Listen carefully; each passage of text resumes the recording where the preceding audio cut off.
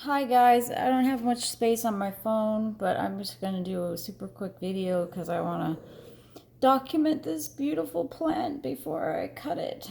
I'm propagating basil. I grew this all from seed. I've already, as you can see, trimmed. I've already cut most of these plants. This one hasn't been cut. I'm not sure if I'm going to do it yet, if it's tall enough. But this purple ruffle basil, oh my God, it's gorgeous. I love it. I've already done one plant, so I'm going to finish that. And then this is pineapple ground cherry. I do need to trim these flowers off, I believe. I don't want it flowering quite yet. I want it to get bigger. It needs to get planted in the ground and established for a couple weeks before you want to let it fruit, definitely. So I watched some videos and here we go. So you start with clean clean tools. I got peroxide here, and you want to cut right above a node because you want it to branch out. So I could cut it here, but then when you put it in the water, you want a node in the bottom of the, you want a node at the very bottom because that's where the roots come out. So you have to keep that in mind when you're cutting. So like if I cut it here, I'm gonna then have this entire stem that I have to cut off because I need that node right there. So then I'll have to take these flowers off and my cutting will only be that long. So the best thing to do is probably cut it way down low here, which is fine because look at all this growth that's happening down there already. It'll be fine. So now I've got a good cutting, I think. I'm sort of winging it, guys. I'm new. I'm new to this. We're learning together. We want to trim all these guys off. I'm going to be making some pesto, some spaghetti sauce, and whatever else I can with basil today. I also have potato leek soup I need to make. I'm going to cut these two off. And then I heard cut at an angle so that it's got as much surface area to grow as possible. And you want to make sure that there's no leaves in the water because they'll rot. And also change the water daily or every other day and make sure that it's not chlorinated. So let it sit, the water sit or filter. I have a zero water filter that's supposed to filter chlorine out. But it sits for 24 hours in the filter thing, so I think it'll be okay. All right, so we've got one more here. This big giant guy. Yeah, I grew these from seed. I did a coffee filter experiment because last year I didn't have a heat mat last year either, and my lights were wrong. I was just experimenting, but I had a hard time getting herbs from seed. So this year I did a coffee filter experiment, and holy crap, I got like everything to germinate a lot. And so I ended up with so many seeds, and I didn't want to throw any of them away. Yeah, so okay, so if I cut here, then this entire stem all the way up here will be wasted, and I will have just a short little guy.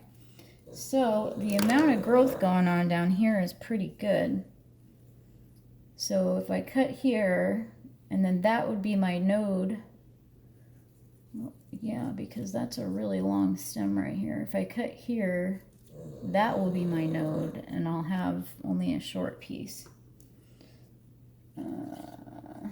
So I'm gonna, should I whack it all off? Cut here, and then that's my node. Decisions. These guys I don't think are big enough yet. I don't think I'm gonna cut them yet. This is a very strong, look how strong how thick that freaking stalk is. Holy crap. I wish I had some kind of, I'll get a pencil. And I do put fans in my seed starting area. I actually have a tornado in there. We have hurricane force winds here, so I make sure that my little plants get, I'm gonna do it right here, I think. Yeah, look at how thick that freaking basil stem is, guys. It's almost the size of a pencil. That's crazy. I've never grown purple basil before. I don't know what it's supposed to be like, but purple ruffle basil. And these are from Ed Hume Seeds. It's a company out of Puyallup, Washington. Really good company. They have a moon planting guide, which is awesome. Okay. Oh, so now I've got to, so see, now I have to cut it all the way up to this node. Oops. Now I've got to cut it all the way up to here, because that's where the roots are going to come out. So there's my little cutting. I suppose I could probably take some more of these leaves off if I wanted to. I don't want to stress it out as much as possible. So I want to leave as much leaves as possible, I think. Not stress it out more. So do that. Oh, and then I've got a giant one over here. There's 5 plants per pot, so I know this is too much. But like I said, I had such a good experiment with my seed starting that I have so much herbs that I have them in a small space, and I have them under pink lights. So I think I'm going to cut here, which will leave me this node. Or should I cut here and use this node? This looks like a really good branch, though. Look at these two. This is already making it like, it's like an indeterminate basil. I'm going to do it this way. Let's see. Can you see what I'm doing? Okay. So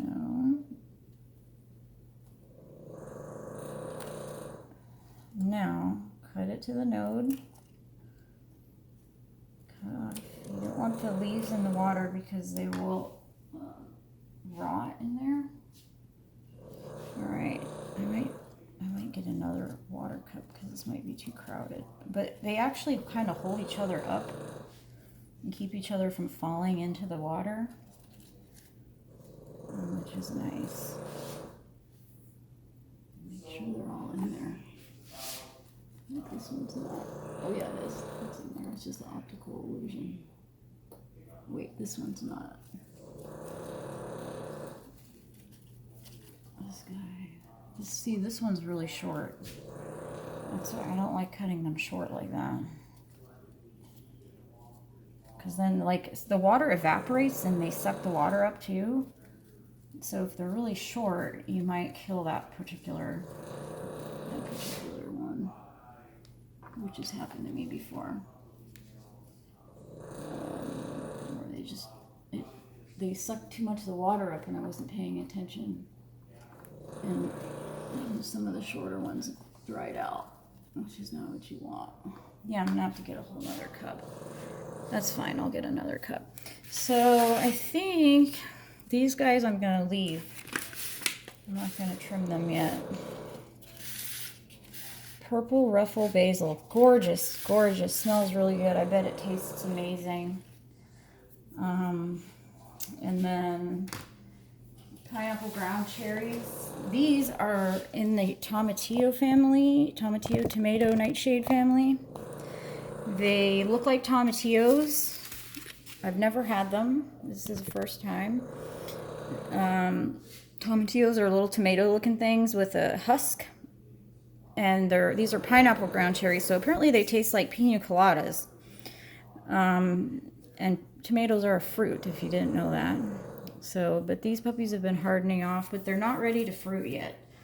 So we have got to remedy this situation, I do believe, by trimming off these flowers so that it focuses its energy on growing bigger and getting established in the dirt once I plant it outside, which I'm going to do soon because I've got poly hoop houses outside. So I've already planted some tomatoes out there and they're doing fine. And these guys I've been hardening off also. Boop. Boop.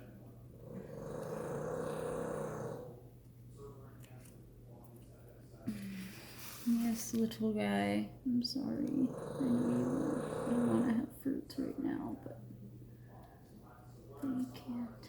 You must wait. You must wait.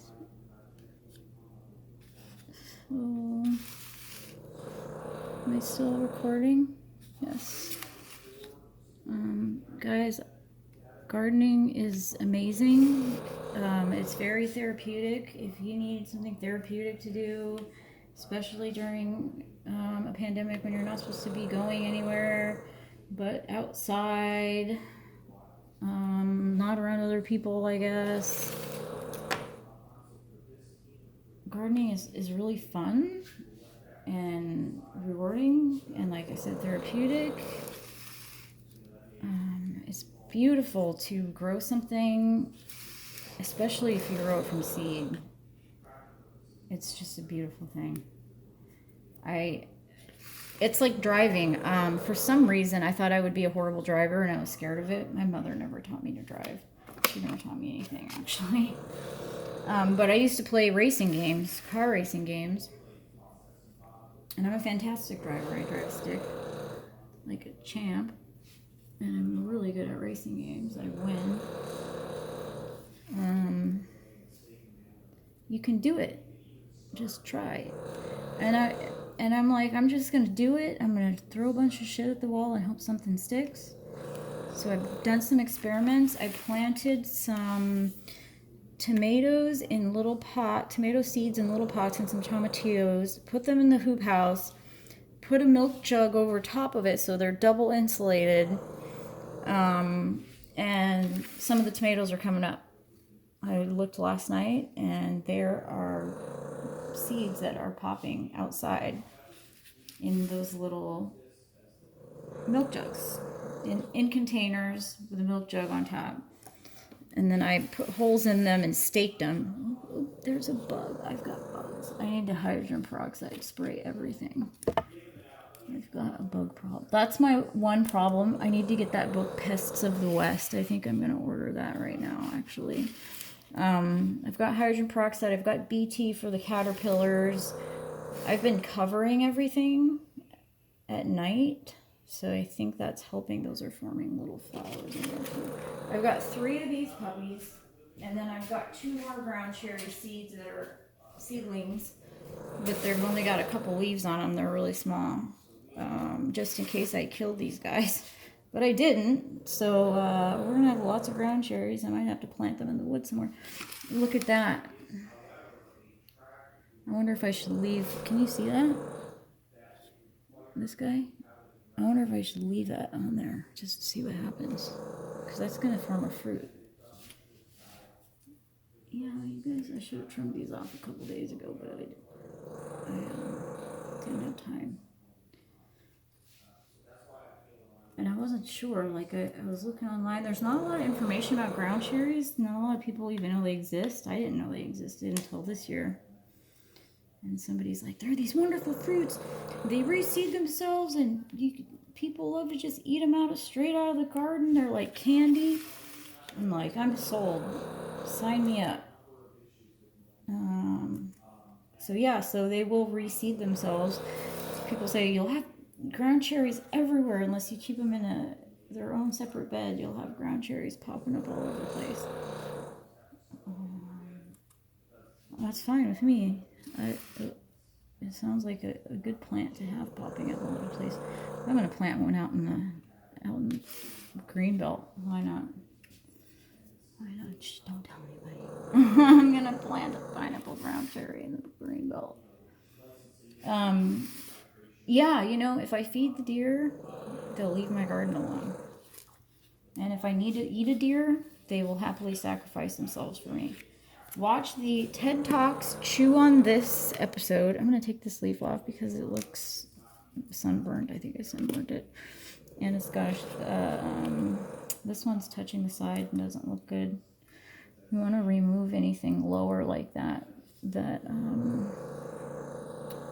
might touch the ground and get disease or rot. I'm going to remove this leaf. This leaf is kind of sunburnt, and it's got a replacement coming, a sucker. So I kind of want to leave that one little fruit there. It's so cute. I just want to leave it there. Guys, Bill Gates just bought up all the farmland, and you know, I know we're focusing on truther stuff, but there's a whole lot of complaining about the problems. Look, guys, we all know about the problems. We're well aware of the problems. What we need is solutions. Learning how to grow food is #1 solution in my mind, because they're trying to take that over. Everyone needs to eat. Food is it. Everything is food. It's all about food. 90% of the nutrients is gone in supermarket vegetables because the synthetic fertilizers, chlorinated water, and tilling kills the soil microbes, and the soil microbes is what feeds the nutrients into the plants. So you might be eating a plant, but that plant might be 90% deficient. So you think, oh, I'm healthy, I eat all these plants, but really you're eating empty calories, empty cardboard. It's like white bread, you know, versus regular bread. Empty calories versus something that has more nutrition in it. No, I'm not a nutritionist or dietitian, and no, I'm not a doctor, and don't quote me on anything. Look it up yourself. Do your own research. I'm telling you what, from my memory, what I've heard from other people, like the Living Web's Farm channel is a good resource. Elaine Ingham, I think is her name, is another one. Look at how big that stalk is. It's bigger than this pencil. Look at that. Boom. That is a lovely, lovely plant.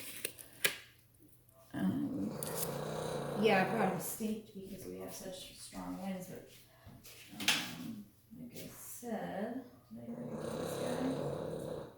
I have a Vornado fan just because I didn't have anything else. I've got 2 fans actually, because I've got 2 shelves. So I use my small Vornado fan. And I don't know if you know what a Vornado fan is, but once you go Vornado, you never go back.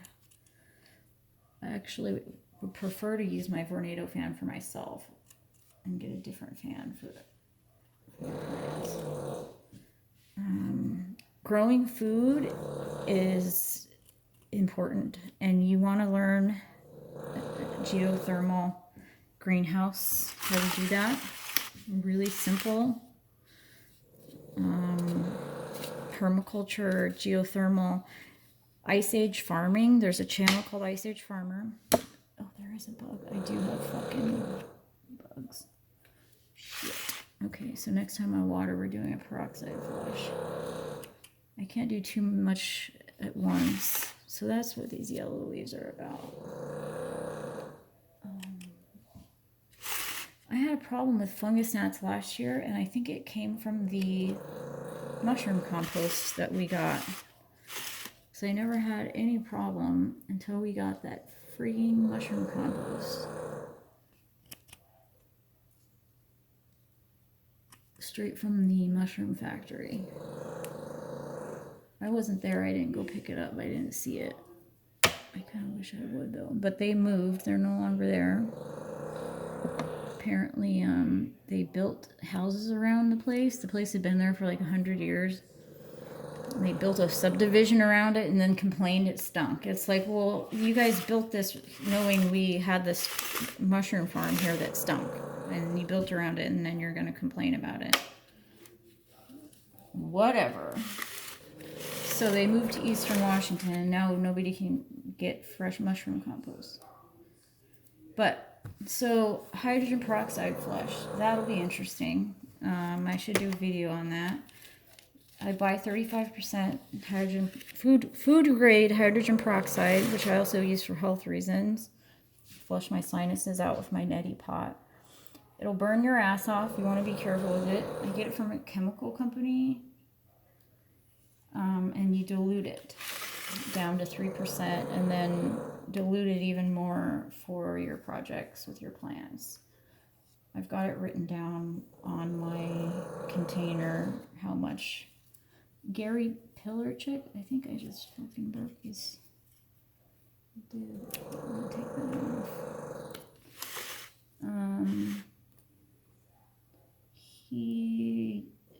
I think that's where I heard about the Rusted Garden. You can Google that YouTube channel. Gary Pillarchick.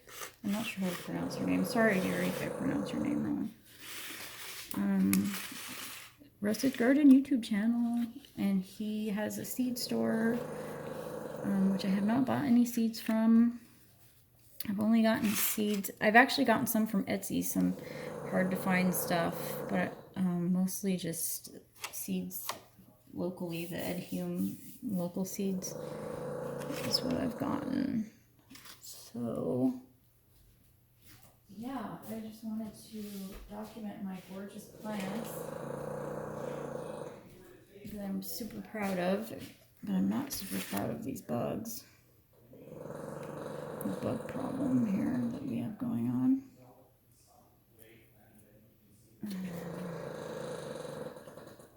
Yeah, bugs is going to be my main issue. I can already tell. That's my dog snoring in the background. I need to call the vet. He already had surgery once, but I didn't want to take a lot off. I didn't take any off the sides. It's like, he just wanted me to come back and pay you more money. You fucked the surgery up. He had a tooth removed too, so I feel like they purposely didn't do enough, so I'd have to go pay them more money. It pisses me off. And now I'm have to call a specialist because he's like, oh, I don't want to take a lot off. You need to call a specialist. And it's like, why didn't you tell me to call a specialist the first time? If you're unfamiliar with the surgery, and I didn't pick the vet. I actually had picked a different vet. Pisses me off. But yeah, so this is my basil propagation. I'm gonna do some potato leek soup. Today I've got a lot of basil. I've got a lot of basil. And let's see if my super messy room in here. So there's my tomatillos that I sunburnt. There's some more. This is some basil, more random lettuce. These are my poor tomatillos that got sunburnt. Oh, there's one more. Some tomatoes I didn't plant in the garden. They look terrible. Spinach. These are some more tomatoes. Why are they so dried out? Passion flower that's supposed to be wet. That's my Vornado fan, so it's pretty powerful. Calendula. I just watered these. They look really dry, but they're not. They're not underneath. I put them next to the Vornado. Oh, I guess they are. The Vornado dries them out so fast. And then these lamps, I did not buy them. They're very hot. Like, I've got a thermometer in here. It's 80 something degrees. And those mats, the heat mats, this temperature thermometer, it's never heating. It's never heating. Those lamps heat it up in here so much that it dries everything out, and I don't even need the heat lamps. Actually, I should be opening this window. I've got another sweet potato right there. So I wasn't sure if the other ones were gonna work around. Okay, so I'm gonna open the window and get some more air. Oh yeah, I want to show you this. Look, my sweet potato. I don't know if that's related to the sweet potato or not, but look, you can see a slip coming out. You can see two of them actually. You see one baby there and one baby there. And then these little nodes look like they're coming out. Maybe that's a sweet potato slip. This thing, I don't know what it is. I'm just gonna leave it there. I'm just gonna leave it there and hope for the best. Calendula, I'm super stoked. I also direct seeded some outside to see if it would work. It did. These are cucumbers, straight eights, beans, celery that was started in coffee filters and it took forever, and I don't know if it's even gonna work. I don't know if they're gonna survive. Spinach, this poor guy. This is Echinacea that was really super wet. And oh look, it's coming up. That Echinacea's coming up. Amazing. It was really wet, so I put it in front of the tornado to dry it out a little bit. The chamomile. This is this guy. It sucks that the pink lights make it so you can't really see. Those are more ground cherries right there. Those two. Let me take this down here. Chamomile. Medicinal herbs. So these are herbs. Tons of herbs. I've got valerian in here. Let's see.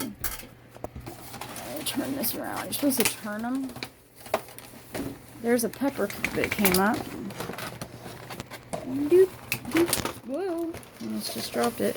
Passion flower. Who knows if that's gonna pop or not. We're trying. It might actually. I need to spray the top of that. Lemon balm's coming up. Oops. Lemon balm. Little babies. There's a pepper. It's a mixed chili. I have no idea what it's going to be. This is a Thai pepper in here that's not doing anything yet. That looks like maybe there might be one coming up, but that mixed pepper from Ed Hume's popping. This is supposed to be valerian. That's just going to be an experiment. I think I'm planting it at the wrong time of year, not doing it right. I had the space, I just put it in there and hope for the best. Same with this Echinacea, I just put it in there and hope for the best, and it's working. It's coming up. So that's what's cool about having seeds, is you can play with it. I'll take you out to the garden, since my phone is actually letting me record video right now, which it's supposed to be full. My phone, I need to send it in and get a new one, because it's supposed to be recording to the SD card and it doesn't. And I've got a ton of space on my SD card, but my phone is always full, and it says, oh, in the settings, oh yeah, we're sending this, they're saving it to your SD card, your photos and videos, but they're not. This is a current plant that I got off of Etsy, dude, and it's been fabulous. It immediately started growing. It was outside, totally fine. These are peas. I sowed these peas a while ago. Peas are a cool weather crop, so they like being cold. I had the currants and the raspberries in the high tunnel. I don't know if you call these a high tunnel hoop house. I kept, because there was nothing in them, so I kept everything else in the hoop houses. Hi, good. How's that garden going? It's going wonderful. Thanks. This is parsley, kohlrabi, I think. That's one little broccoli. Dill. My dill popped. Black-eyed Susan flowers. Those beans for some reason aren't growing. Maybe they'll grow. Did I forget to put them in there? I don't know.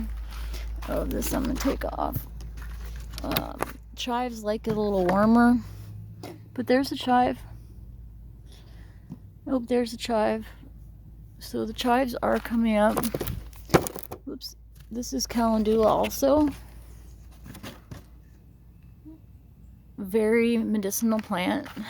Red cabbage. These are carrots I sowed at the same time I sowed these peas. There's some lettuce mixed in with nasturtiums for now. They're sharing some space. These are pole beans, Kentucky pole beans, which I've got the other beans inside are backups in case these failed, which they didn't.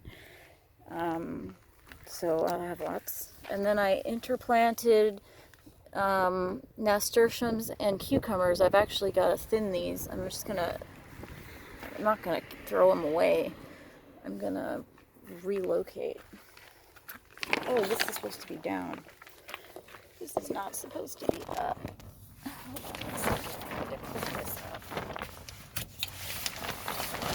So when you're hardening off, you don't want to put the plants in direct sun. Get off of here! Oh no, it's one of those freaking moths. Okay, that was a cabbage looking thing. Cabbage moth. That's the enemy of everybody's world.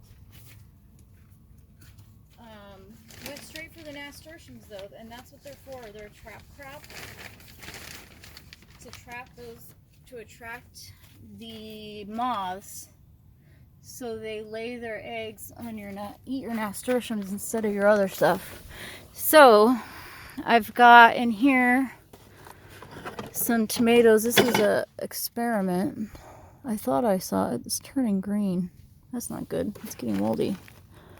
I thought I saw one tomato coming up, but maybe that was my imagination. Imagination! Maybe they need some air. They probably need some air. I'll let them get some air. It's probably too hot in here. Is that just green? Or is that an actual plant? I think I molded those. I think my experiment failed.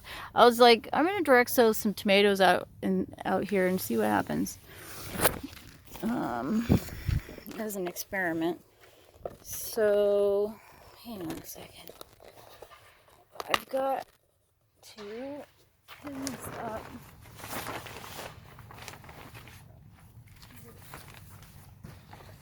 I didn't do my hair and makeup, so I'm like, don't look at me, please. Because I haven't got my hair did. So I'm going to leave this like this so that the plants aren't getting direct sun, because I just put them in a lot of these in here. This is a problem. This plastic not being long enough.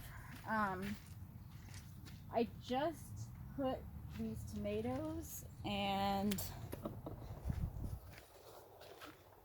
herbs in. And I don't want them, I already sunburned them. You can see how